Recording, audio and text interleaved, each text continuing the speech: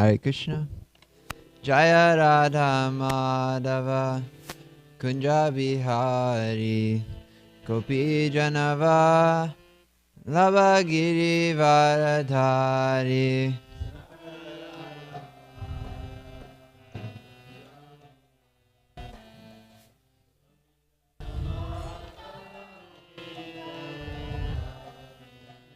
Jaya Radha Madhava Kunja Bihari Gopi Janavala Giri Varadhari.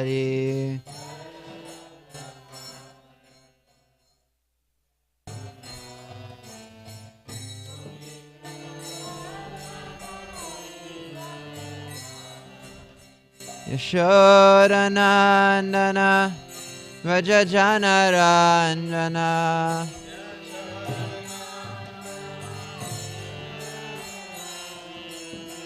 Yashoda Nandana Vrajajana Ranjana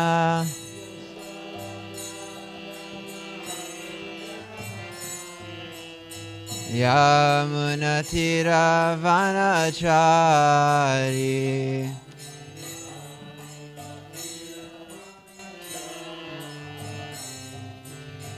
Yamunatira Vanachari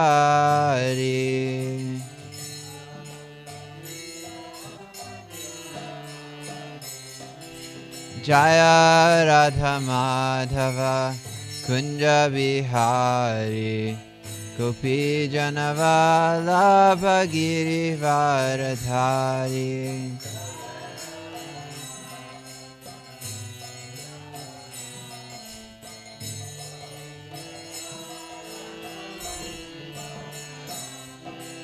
Jaya Radha Madhava Kunja Bihari Gopi Janavala Giri Varadhari.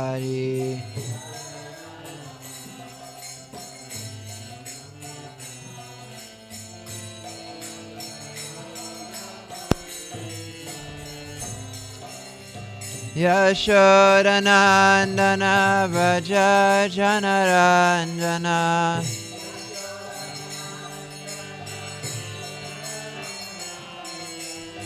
Yashoda Nandana Vrajajana Ranjana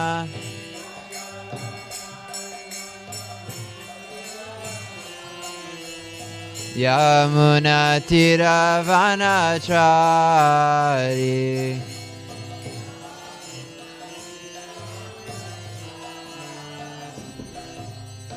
Yamunatira Vanachari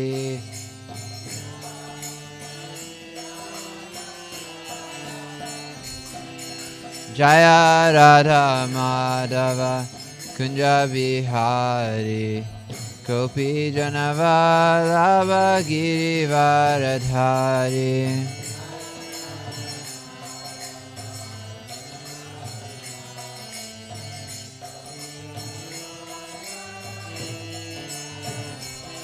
Jaya Radha Madhava Kunja Bihari Gopi Janavala Giri Varadhari.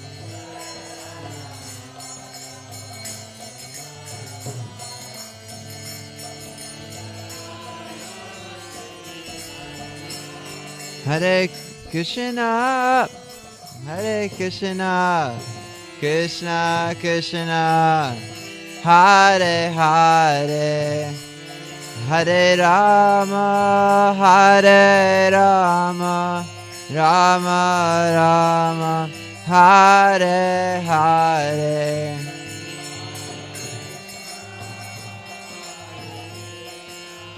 Krishna Krishna, Hare Hare, Hare Rama, Hare Rama, Rama Rama, Hare Hare. Jaya Radha Kalachandji Radha Kalachandji Radhe.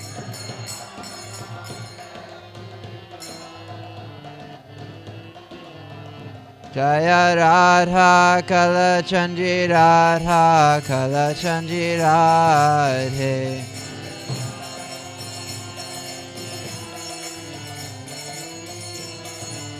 Jaya Prabhupada, Prabhupada, Prabhupada, Jaya Prabhupada.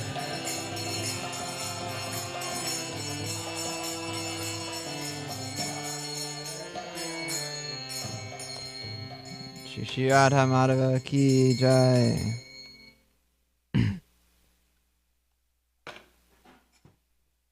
Hare Krishna.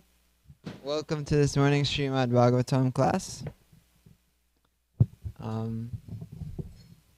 Actually, Dustin, do you think you could hand me the laptop? Thank you, Ajit Prabhu.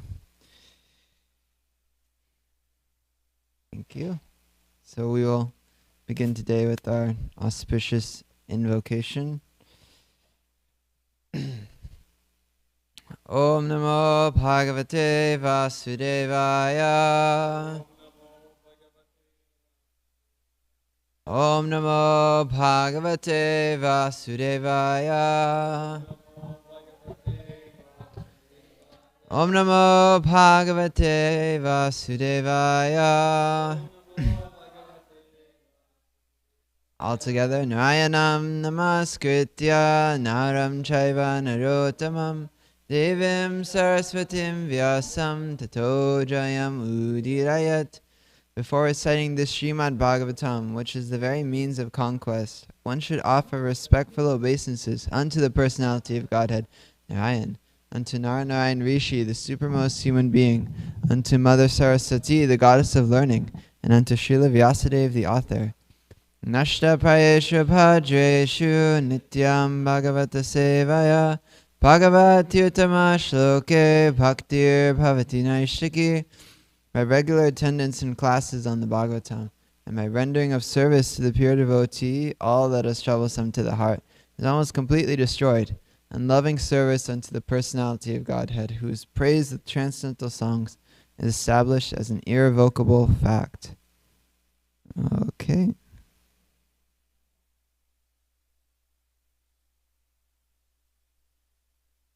All good. We'll just do a quick Mangalacharna. Om Jnana Timirandasya Gyananjana Shalakaya Chakshurun Militam Yena Tasmai Shri Gurave Namah.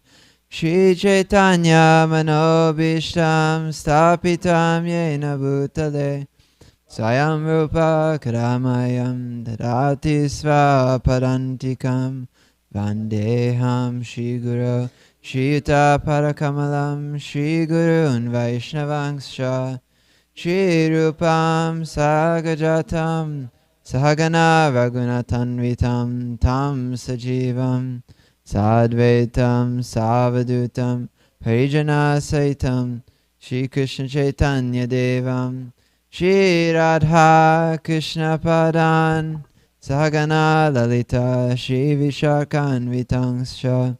Hey Krishna Karuna Sindhu Dinabandho Jagadpate Gopesha Gopika Kanta Radha Kanta Namosute Tapta Kanchana Gaurangi Radhe Vrindavaneshwari Vishabhanu Sute Devi Pranamami Hari Priye Vanchakalpa Tirubhyascha Kripa Sindhubhyevacha Patitanam Pavanebhyo Vaishnavebhyo Namo Namah. Jaya Shri Krishna Chaitanya Prabhu Nityananda Shri Advaita Gadadhar Shivasari Gaura Bhaktavinda. Hare Krishna Krishna Krishna Hare Hare Hare Rama Rama Rama Hare Hare. Namo Vishnu Padaya Krishna Prasthaya Bhutale Srimate Bhaktivedanta Swaminiti Namine. Namaste Saraswati Deve Gauravani Pacharine Nirvishesha Shunyavadi Paschatya Deshatarine. Hare Krishna. Okay, so we are reading today from the Srimad Bhagavatam, and it's Canto 6, and we're beginning a new chapter, and we're covering the whole chapter today. So Jai. Who remembers what we spoke about last time? Very wonderful class by Mother Tulsi Saki. Oh yeah, sorry. I looked at you as I said that, and I was like, anyways, by Mother Vrinda Sevika. Who remembers what it was about? Okay. Hmm. Yeah, so for the past few classes, we've been hearing about Prajapati Daksha. Who remembers what Prajapati Daksha's job is? Dustin. Remember what his job is? Yeah, to fill up the whole universe with different species. So first he tried that with 10,000 sons, and then Narada Muni liberated all of them, and then he tried that with 1,000 sons, and Narada Muni did the same thing, and so he got so frustrated and upset, he almost fainted, and he proceeded to curse Narada Muni. May you never have any residence. And so what may seem like a curse for Narada Muni is for Daksha is a blessing for Narada Muni. And so now Daksha, he learned, and so he's now going to have daughters instead, so that Narada Muni will leave them alone. So can someone read the chapter summary?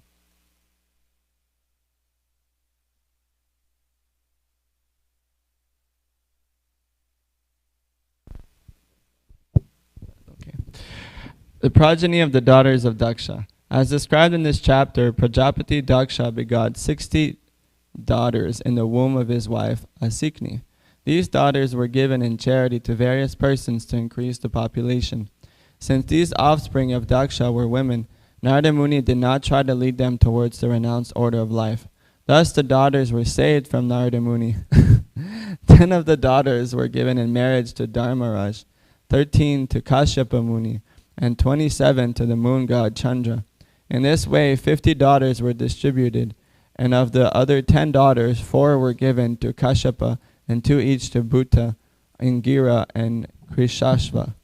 One should know that it is because of the union of the 60 daughters with various exalted personalities that the entire universe was filled with various kinds of living entities, such as human beings, demigods, demons, beasts, birds, and serpents. Okay, yeah, so this is a very interesting chapter in that I believe Srila Prabhupada only has 1 or 2 purports in the whole chapter, and it's 45 texts. So in each of these, it's describing how a certain wife is given to a certain demigod, and then their children are like the rivers or the mountains, and I even saw one of the daughters gave birth to the clouds. So it's a very interesting section. Yeah, one gave birth to cities. That's talk about inconceivable. But this is we see a few you could call them like lineage sections in the Bhagavatam, and so this is one of them. I think if we have time, we can read through these. But yeah, in summary, we hear about how each of these daughters were given to these different sages, and they filled up all the 3 worlds. And then towards the end, we start hearing about, let's see. Now please hear me as I describe the descendants of Aditi in chronological order. In this dynasty, the Supreme Personality of Godhead Narayan descended by his plenary expansion. The names of the sons of Aditi are as follows: Vivasvan, Aryama, Pusha, Tvashta, Savita, Bhaga, Datta, Vidata, Varuna, Mitra, Satya, and Ukrima. Let's see. Let's see. And then we get to the last few texts where Rachana, the daughter of the Daityas. Who are the Daityas? Huh? Yeah, I believe the Daityas are the demons. And so they gave birth to Vishvarupa. He's going to be a very important character in the next chapter. but essentially he is a Brahmana sage who has 3 heads. Let's see, maybe I can even pull up a picture of Vishvarupa.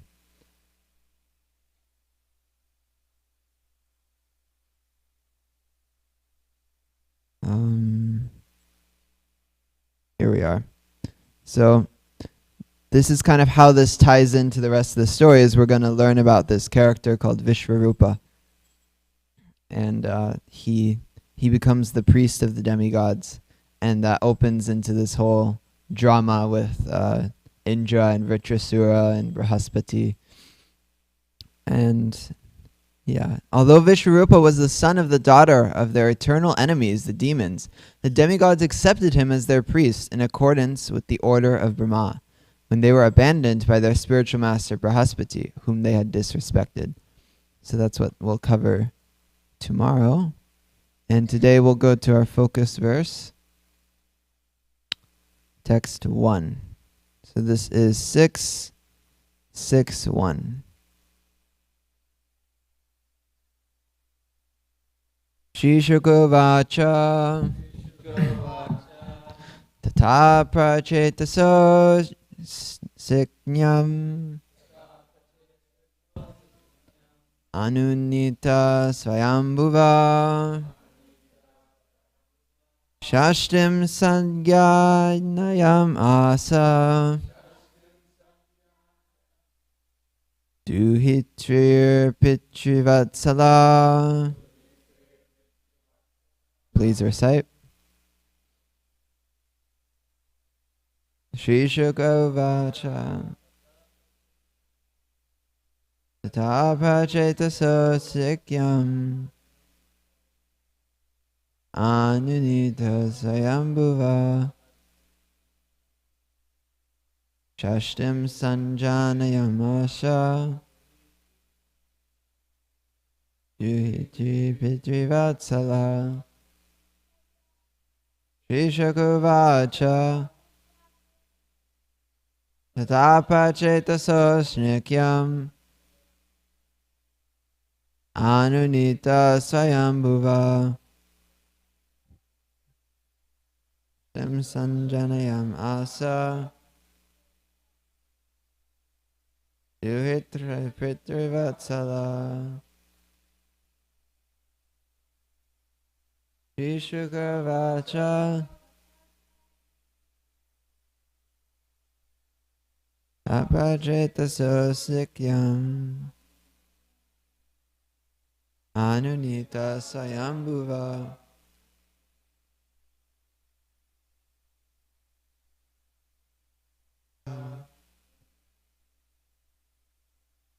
Yuhitra Pitrivatsala. Shri Shukavacha Tata Prachetaso Sikyam Anudita Swayambhuva Yashrim Sanjanyam Nasya Duhitrir Pitrivatsala. Synonyms. Shri Shuka Uvacha, Shri Shukadev Goswami said, Tata, after that incident, Prachetasa, Daksha, Asikyam and his wife, named Akshini, pacified, Swayambhuva by Lord Brahma, Shashtim, 60, Sanjayam Asa, begot, Duhritri, daughters, Trivatsala, all very affectionate to their father. Translation and purport by His Divine Grace A.C. Bhaktivedanta Swami Srila Prabhupada Ki Jai. Shri Shukadev Goswami said, My dear king, thereafter, at the request of Lord Brahma, Prajapati Daksha, who is known as Prachetasa, begot 60 daughters in the womb of his wife, Asikni. All the daughters were very affectionate towards their father. Purport. After the incidents concerning the loss of his many sons, Daksha repented his misunderstanding with Narada Muni. Lord Brahma then saw Daksha and instructed him to beget children again. This time Daksha was very cautious to beget female children instead of male children, so that Narada Muni would not disturb them by urging them to accept the renounced order. Females are not meant for the renounced order of life. They should be faithful to their good husbands. For if a husband is competent for liberation, his wife will also achieve liberation with him. As stated in the Shastra, the results of a husband's pious activities are shared by his wife. Therefore, a woman's duty is to be very chaste and faithful to her husband. Then, without separate endeavor, she will share in all the profit the husband earns. Jai Srila Prabhupada Ki Jai. So, I'm quite unqualified to speak on this topic of a woman's duty in life and let's see, chastity to their husband. I was thinking perhaps we could open up for some discussion, then we can focus more on kind of a similar point. But why do we think it is that women are not meant for the renounced order of life? Does anyone have any ideas on that?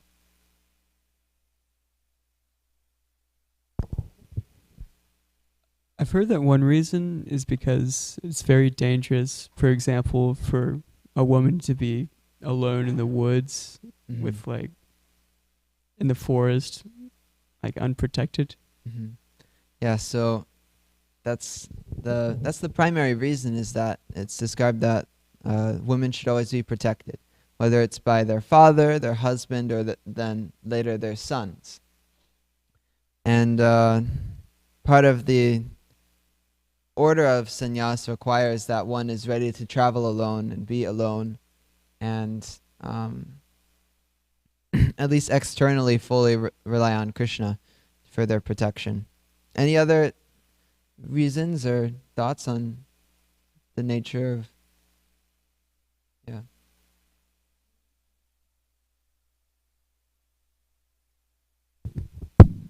The women are born, the body, the mind, the ego of the woman is a nurturer. They nurture. So to do that, they're a little on the emotional side. So they tend to they can get carried by emotions. So that's another reason. Also, the beginning of your talk, I was thinking about how the disciple is chased to the spiritual master. That's one other. Thank you so much. Yeah, this reminds me of a verse in which it's described how attachment towards things of the material world, the verse says, everyone knows that attachment to family life is like a den of snakes and is like what keeps us in this material world. But when that same attachment is to Guru or to Krishna, that attachment opens the doors of liberation. So like you're saying, women have a natural biological tendency to be caring, to be affectionate and attached. And so in this way, Srila Prabhupada's recommending that they take this attachment and apply it to a good husband, a strong husband, a husband suitable for liberation. So, this is part of dovetailing one's nature, is that they use this attachment or this affection towards their husband who is competent for liberation. They will also share similar results. Any other comments on this point before we continue? Maybe any realizations, Mother Tulsi Saki, or continue? I mean, most of them want children. So, Mm-hmm. I mean, when you're renounced, you can't have children. Yeah. That was one thing. Yeah, and a husband's pious activities are shared by his wife. So, yeah, Krishna helps out. So I wanted to talk about kind of what is Srila Prabhupada, he would talk sometimes about internal sannyas. So we see that external sannyas isn't very possible for most people. We even see in our society of ISKCON that we have so many devotees who are, perhaps over the age of 50, yet they are still in Grihastha ashram. And, sometimes we may read statements from Srila Prabhupada saying, everyone must take sannyas. Everyone who is in the end of his life should take sannyas. Yet we see that many of our senior devotees, they're still performing their services, but in the grahastha or vanaprastha ashrams. I wonder if anyone has a thought on why that is, or Mother Kunti? I don't know if it's if I'm exactly answering your question, but what I've observed as the couples, and at least in our community that are older, they've taken vanapras, but at the house. They're vanapras, but they stay home. So, for example, Leela, Materna's wife, is about to go to India with Nandapriya. In fact, they may have already left to go to India. So, this is a good example of vanaprastha. So it's actually happening right here in our community with the older couples, that they are renounced, but they stay together for the service. And that's what I've got. Yeah, that's basically the main point, is that if we look at Srila Prabhupada talking about sannyas, he says that sannyas means to do everything for the service of Krishna. So, in a sense, we're all aspiring to be sannyasis, whether we are in a male or female body, or whether that is our nature. But we're supposed to do everything for Krishna. And then another part of sannyas, or the renounced order, is to detach from materialistic life, which is something that all of us are trying to do with these 4 regulative principles: no meat eating, no intoxication, no illicit sex, and no gambling. And the sannyasi, they take this to the next level when they commit social suicide. They no longer have a family or a place that they're from. That's their only identification, is that they're a servant of Krishna. So internally we can have this mood, or internally we can do everything to serve Krishna. And part of serving Krishna is that, I've heard this analogy once from Sachinanda Maharaj, that let's say you have a room, and it's you want to invite your guests to sit in the room, but there's so many things in that room. There's like the couch, but on top of the couch you have like a table and an ironing board and all the dishes, and there's nowhere to sit. The room is so stuffed, the room is so crammed. So similarly, that can be our heart. If right now, or for some of us, we have so many things in our heart, so many desires, so many aspirations and things we want to do in the material sphere. And in order for Krishna to come and sit in our heart, we have to make some space for him. We have to clear out a place for him to sit. And often we hear that Krishna is our only friend. Krishna is our only husband. That's what Lakshmi Devi prays in that chapter description of Jambudweep. So does that mean that no one should ever have a husband? No one should ever get married? No. But internally we remember that at the end of the day, Krishna is our only friend. Krishna is our only attachment. Krishna is our only shelter in this world. And Krishna is our only husband. I'm wondering, does anyone know how we can cultivate that? How do we cultivate Krishna Eka Sharanam? Eka means one, Sharanam is our shelter. How do we cultivate this idea that Krishna is our only shelter, Krishna is our only friend, Krishna is our only protector, even in these other activities of life? Nrsimha Rupa Prabhu?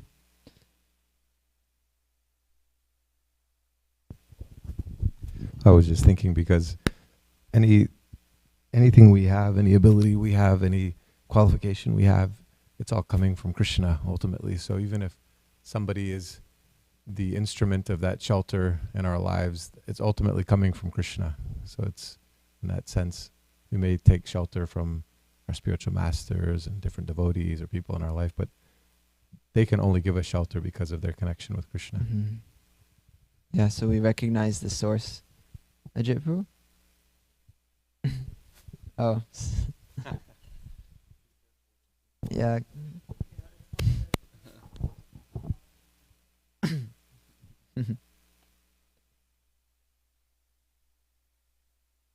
Oh yeah, by constantly every day taking shelter of his words in the Bhagavad Gita and the Bhagavatam and Chaitanya Charitamrita, like really having the scriptures be like your guides, like your life and soul, because he is the scriptures.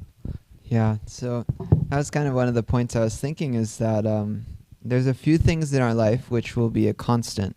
So we've all experienced in our life that we, for example, we have some middle school friends. And so we have those friends in middle school, and then we go to a high school and somehow circumstances change. It's described how we're like seaweed all coming together in the ocean, and then we will separate eventually. And even this is true throughout lifetimes. We come together for some lifetimes or some period of time, and then when we leave this body, we will at least physically separate. But some things never separate from us, like our spiritual master, and also the holy names. That is the one thing which we are always going to do every day of our life. And so it's like a relationship that we're investing in. And it's like a relationship that it's our only relationship that we will have at every place we go, every city we stay, every interaction, every stage of life. That's the one person who's come with us is Krishna's names, Krishna's words in the Bhagavad Gita. And so that's how gradually we get an understanding of Krishna's presence in our life, is just by going through life and still maintaining our vows and still every day building our relationship with Krishna. The end result is that we will understand Krishna's presence and how Krishna has been there the whole time. I was thinking on another point.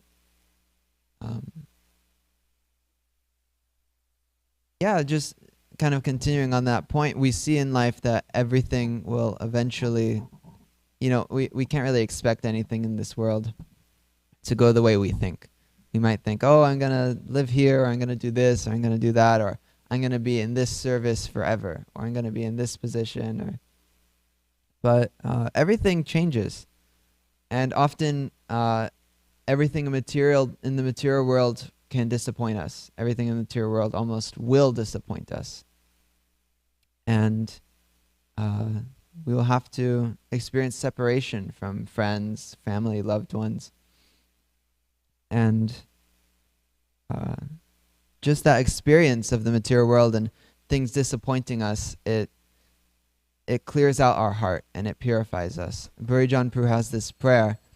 He was walking in the streets of around Govardhan, and he saw a sugarcane crusher. Have you guys ever seen the sugarcane crusher? It's two big rods, and the sugarcane goes inside and squeezes out the juice, and then at the end you have your sugarcane juice, which I wouldn't recommend drinking for first-timers, or I don't know. That's what I've been told. I never got brave enough to try it. But Bhurijan Prabhu says, may the hard grinding gears of life squeeze out a little bit of humility from me. So that's what life will do, is life will teach us that we can't rely on anything at the end of the day. Srimad Bhagavatam talks about the fallible soldiers, that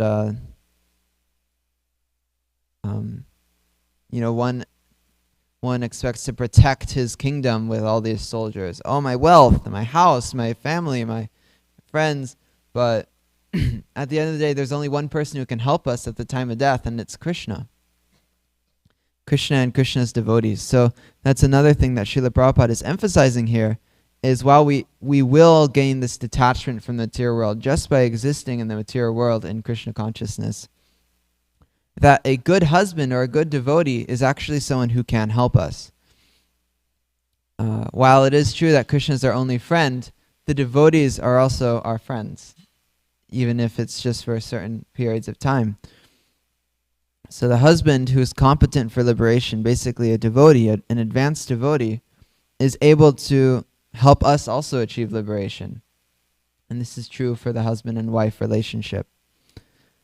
So those were the thoughts I had on this section, and I'd like if we can go more into this topic of how we can internally rely on Krishna and internally be in the renounced order, even if externally we still maintain our duties. Ajit Prabhu, did you scratch again? Oh, Dustin Prabhu. Hare Krishna. So I do realize that the Srimad Bhagavatam here does say that sannyas is not appropriate for women, but not within Vaishnava sampradayas, but I have noticed in other sampradayas that some women do take sannyas. So I'm a little bit confused about that. Mm-hmm. Yeah, Mother Kunti, please. So, yeah, there was a movement within our movement, probably 20 years ago, 25 years ago, sannyasinis. And so there was a lot of girls that started putting on saffron, and they just became very renounced. And it didn't last long. It was less than a year, but the whole thing is that they were told it's better to do this internally, not externally. And so, yeah, then they decided, okay, let's just do this internally. And so you can see, like in the person of there's so many out there, but Mother Urmila is a good example. Mm-hmm. She's very renounced. I mean, to me, she's Mother Malati. They're totally sannyas mentality. And Mother Chandravali, that's right. Right here in our community. And our Prabhupada Priya, she has the same mood. And so really it's an internal thing, not an external thing. Carrying the danda of the body, mind, and spirit is something you can do mentally. So everything you do, whether it's sweeping the floor, greeting guests, honoring prasadam, giving prasadam, whatever activity you're doing, you can depend on Guru and Krishna. You can pray, please empower me to do a good job. Please move me like I'm your puppet. And if you cultivate that, I mean, I may not personally have that renounced mood. I know for myself, I'm a big sense gratifier. That's all I think about is sense grat. But I know that little by little, it's kind of like the what was it? The bird. It was a magpie. Saw the water in the bottom of a cup, and so he kept putting stones in the cup, and gradually the water rose to the top. So you keep adding Krishna, Krishna, Krishna, and it rises to the top. And then Krishna takes over, and the whole thing is to be willing. It's not a marriage if one of the partners is not willing. Mm-hmm. So it's kind of like you get married every day. You just say, oh, okay. Am I going to accept Krishna as my husband today? Or am I going to be independent and have a miserable day? Mm-hmm. Most definitely accept Krishna. Krishna's a lot more fun. Anyway, that's my thoughts. Yeah, Thank you. Thank you, Mother Kunti. Very instructive. Kaylee, is this on Dustin's point or additional? No. Okay, I'll just quickly share that. As Dustin was bringing up, sometimes we hear Srila Prabhupada will make commentary on kind of social aspects of society. And so sometimes people feel that he might paint with too broad a brush. And so if we look at previous yugas or previous times, things were a lot less confusing. as they are now. But our scripture, it does generalize, but there may be exceptions from time to time. There may be certain individuals who are very different from the general norm. So, yeah. Kaylee? Prue? Hare Krishna. Yeah, one comment I had was just that like we shouldn't really go against our nature, and the woman's nature is naturally a little bit more like caring and nurturing. So it's kind of going against the woman's nature to just kind of like externally renounce things. But again, like women show we have different levels of nurturing and caring. But that was something I was thinking is it's just kind of going against the nature of a woman. She's not really like that. Then I had question for those who are not sannyasinis. Like No sannyasinis answer, if there are any in here. Also, I guess, I mean, anyone can answer, but I'm curious about like a husband who is competent for liberation. I have two questions on this. Like, why is it focusing on a husband who's competent for liberation? I don't feel like like devotional service is in there or that important. And then also, can you talk about the qualities of a husband who is competent for liberation? Like, how can we tell? How can we see someone who can guide us properly so misled? Anyone would like to share? First question was about liberation. She said, seems to not emphasize devotional service. Yeah. None of it true? Oh, okay.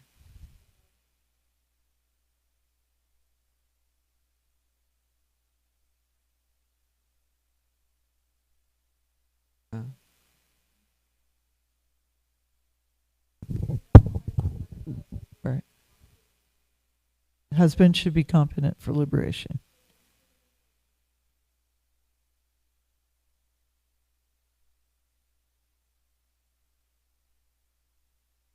Only devotional service or just eligible for liberation? That's like you just answered that question. That's right. Yeah, because the symptom of one who's liberated is constant engagement in devotional service. And it's true also that the reverse is there. If the husband becomes fallen, it becomes very hard on the wife. And vice versa. If the wife has fallen, it becomes hard on the husband. So, either way, it's kind of like when you have two oxen yoked together, they both have to pull equal strength. If one oxen is pulling and the other one's not pulling, then it becomes very difficult for the one. And then your other question? Submissive role, yeah. Guiding, right. So the woman takes a submissive role. Right.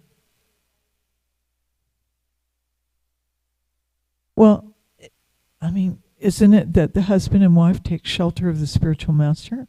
Mm-hmm. So that's really important. You can ask questions of the spiritual master that if you have doubt, you put those before someone that you accept as a Shiksha guru, and they can guide.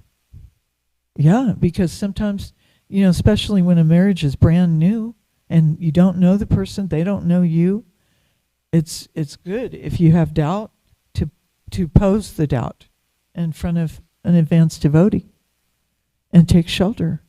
And then that way you both get elevated. Right? Is that good? Yeah. Okay. Yeah, I mean, but Tamal Krishna Maharaj was very keen that the wife should not follow a fallen husband. Mm-hmm. She should have her own sadhana and does not have to follow and take shelter of the spiritual master and advanced devotees. So Jai. he was very keen on that because sometimes he would get that. Yeah. To Kaylee's question, that you can refer to the 26 qualities of a Vaishnava. So there's spiritual qualification, and then the material qualification is a little more up to you. It's like, what height do you want, or like stuff like that. But for a good husband, the spiritual qualification would be those 26 qualities and steadiness in their service. And the Braj Prabhu?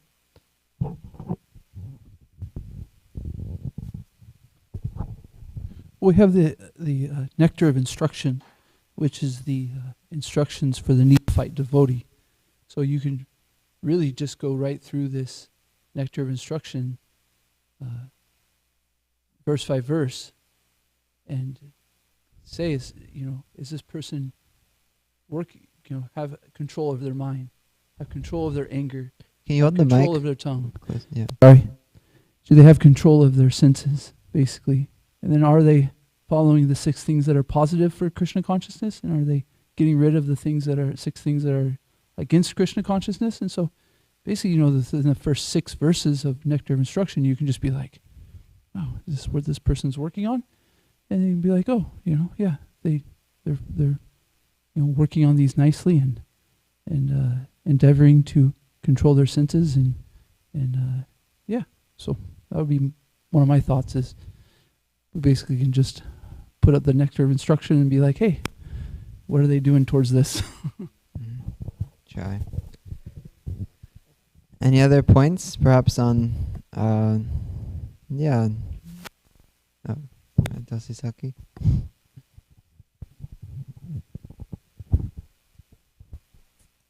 Thank you for class, Prabhu, nice class, Prabhu, and I'm always I take time to answer, so you put me on the spot a few times, sorry, but it just takes me a little bit.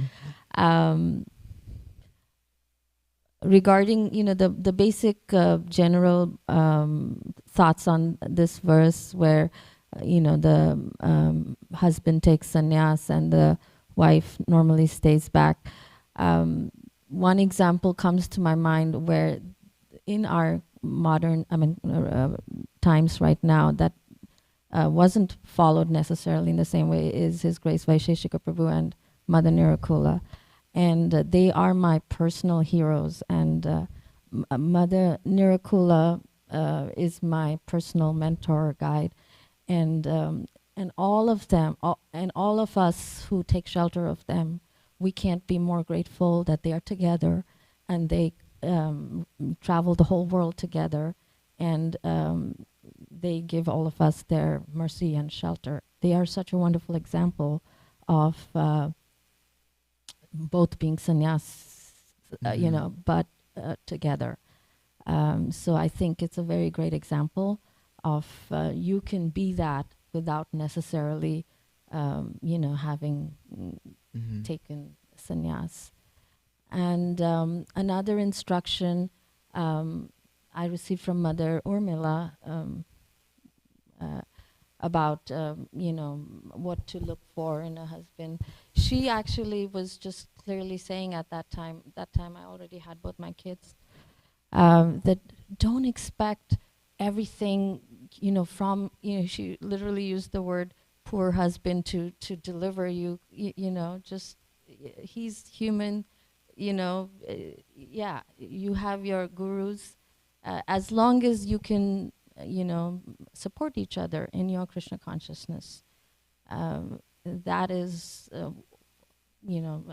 this was a room conversation, but, she literally... Room conversation. 19s.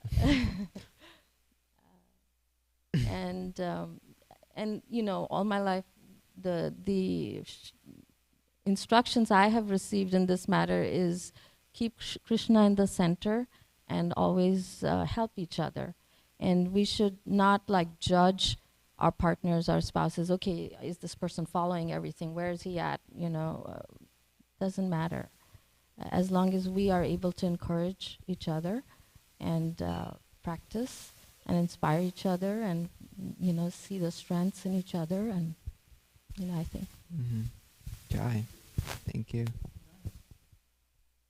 Yeah, on that first point, it was a little bit like what we were talking about. We see many senior devotee couples, and they're putting service above everything else. I know one of my main teachers, he said, I could take sannyas, but the type of preaching I'm trying to do, myself having a wife and having a house, it just makes myself so much more relatable, and it makes me able to reach more people. And Bhaktivinoda Thakur himself set the example. He said, I woke up one day and my house was Goloka Vrindavan. So it's possible in our day-to-day life and in our own homes to see Goloka Vrindavan. All right, we have just one more minute. Anyone else have Ajit Prabhu?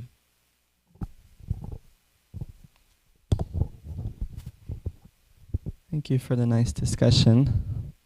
The first sannyasis I ever met were women, actually.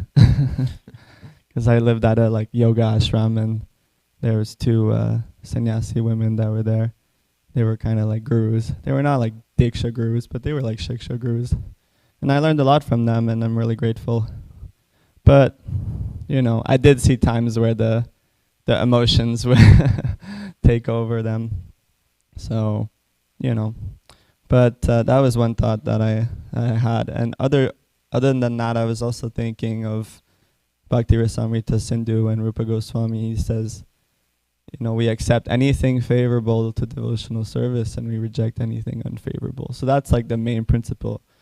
Sometimes we can get caught up in the rules and okay, now I'm 50 years old, I need to go to the forest. Or but it's okay, you always have to think, okay, what's going to be most favorable and what's not going to be least favorable, and take instructions from the spiritual master. So that was just some thoughts. Yeah. Sannyas means preaching. So whatever is best for our preaching. I also thought it's important to not be in body consciousness or material consciousness, in that for example, oh Maharaj, Hare Krishna, and all this, but then perhaps Mother Urmila walks by and you're don't care. That's on the bodily concept still. We recognize devotion more than we recognize perhaps certain external things. And we're all devotees. Prabhupada said there are no big devotees, only small devotees. But we of course see our spiritual masters and there's all the seniors is very big compared to us. But Yeah.